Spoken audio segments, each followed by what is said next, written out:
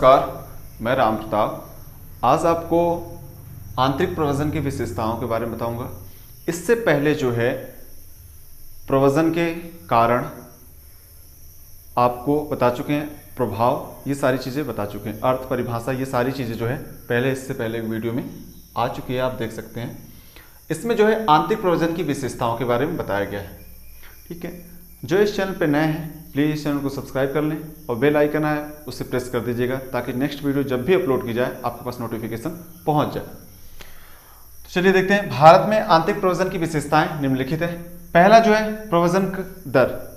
प्रवचन दर आप देखेंगे एनएसएसओ के आंकड़ों के अनुसार जो देखेंगे आप कि 1992-93 में इसकी जो संख्या रही है वो 24.7% रही है, जबकि वहीं 1999-2000 में देखेंगे आप तो इसकी जो संख्या बढ़ के वो है 6% हो गई है। तो ये जो है प्रवचन दर जो है वो श्रम की गतिशीलता को दर्शाता है। ठीक है, तो ये ध्यान रख लेना आपको, वो श्रम की गतिशीलता को दर्शाता है और एनएसएसओ के आंकड़े के अनुसार जो है वो इतने परसेंट रहा है। ठीक है, करंट के डाटा हो आपके पास तो प्रवचन दर करंट के लिख सकते हैं आप यहाँ कि वर्तमान में इतना है। निकटवर्ती प्रवचन, एक अनुमान के अनुसार जो है निकटवर्ती प्रवचन जो है लगभग 60% होता है। निकटवर्ती प्रवचन होता क्या है कि जो पास के उद्योग हैं उसमें काम कर लेते हैं, कृषि क्षेत्र में, ये सब में ज़्यादा प्रवचन होता है और प्रवचन की दर उसमें 60% है, तो लगभग 60% है, कम ज़्यादा थोड़ा बहुत हो सकता है। तो ये निकटवर्ती प्रवचन जो है वो देखा जाए वो अधिक होता है। ग्रामीण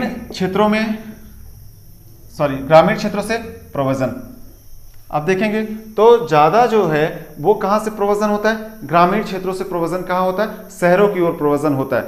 शहरों से ग्रामीण के क्षेत्र में नहीं होता, एक शहर से दूसरे शहर में हो जाता है, लेकिन ग्रामीण से शहरों की ओर जो प्रवचन की जो दर है वो ज़्यादा है अपेक्षाकृत शहरों से गाँवों की। एक शहर से दूसरे शहर में लोग जाते हैं, गाँव में बहुत कम लोग प्रवचन करते हैं, मजबूरी में। अभी जो देखिए कोरोना वायरस के कारण जो महामारी फैली है उसके कारण जो गांव में प्रवचन हो रहा, तो क्या ये खुशी थोड़ी है, वो तो मजबूरी है। ठीक है, या फिर कह सकते हैं वो परेशानी के कारण, आपदा के कारण जा रहे हैं। ठीक है, बाकी गांव से शहरों में ज़्यादा प्रवचन है। ये चीज़ें निर्धन प्रदेशों से पुरुष स्थायी प्रवचन की नीची दर है। ठीक है, आप देखेंगे निर्धन प्रदेशों से पुरुष स्थायी प्रवचन की दर जो है वो कम है, ये ध्यान रख लेना आपको। अल्प अवधि प्रवचन अपेक्षाकृत कम है।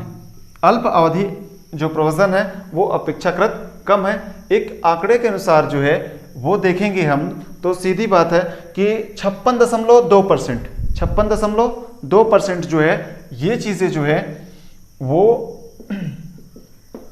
2% देखेंगे तो ये 10 वर्ष से अधिक समय के लिए प्रवास किए हैं, मतलब 10 वर्ष से वो रह रहे हैं बाहर। तो ये चीज़ें क्या है आप देखेंगे, अल्प अवधि प्रवचन अपेक्षाकृत कम है, इसके अपेक्षा जो है अल्प अवधि के लिए प्रवचन दर जो है वो नीचा है, इसके नीचे है। तो अल्प अवधि प्रवचन अपेक्षाकृत कम है, शहरों के अपेक्षा जो है देखेंगे आप जो है वो अधिक है।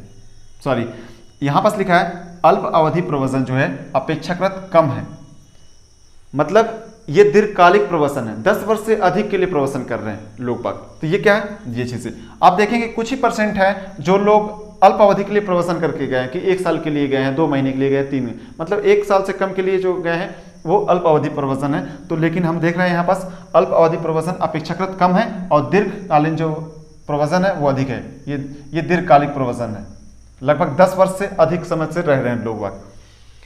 परिवार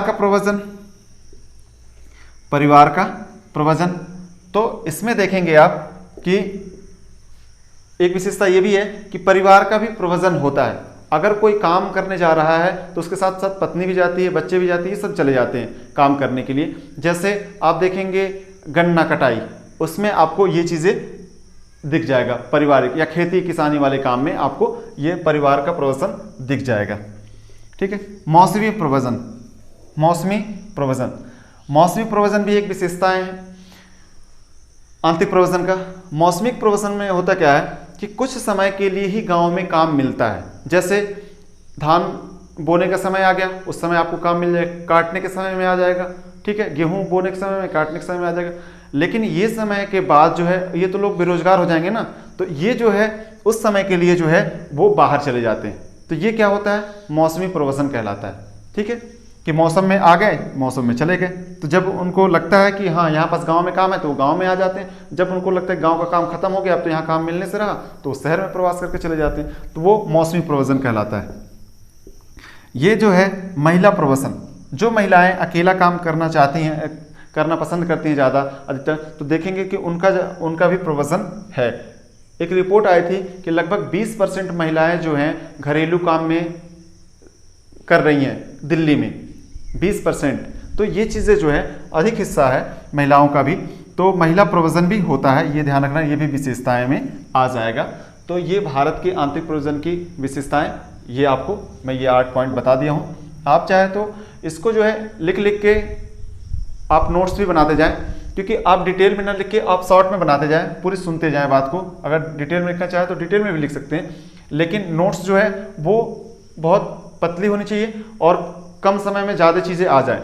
आपको ये अगर याद है तो आप अंदर लिख सकते हैं, पहले तो इसको रटना जरूरी है, ठीक है। तो ये ध्यान रखना है। तो प्रव्रजन दर, निकटवर्ती प्रव्रजन, ग्रामीण क्षेत्रों से प्रव्रजन अधिक, निर्धन प्रदेशों से पुरुष स्थायी प्रव्रजन की निची दर, अल्प अवधि प्रव्रजन अपेक्षाकृत कम, परिवार का प्रव्रजन, मौसमी प्रव्रजन, महिला प्रव्रजन, ये सारी चीज़ें एक हैं, ठीक है। तो ये विशेषताएं हो गई।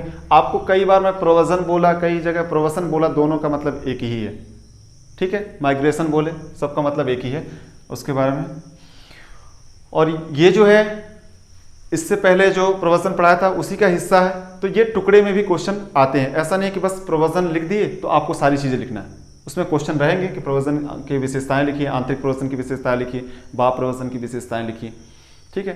तो ये सारी चीज़ें रही, और ये जो है MPPSC मेंस का हिस्सा है ये, ठीक है। और इससे पहले क्वेश्चन भी आ चुके हैं, आप देखेंगे प्रवचन से तो क्वेश्चन आते हैं। तो इस वीडियो में सिर्फ इतना ही, धन्यवाद।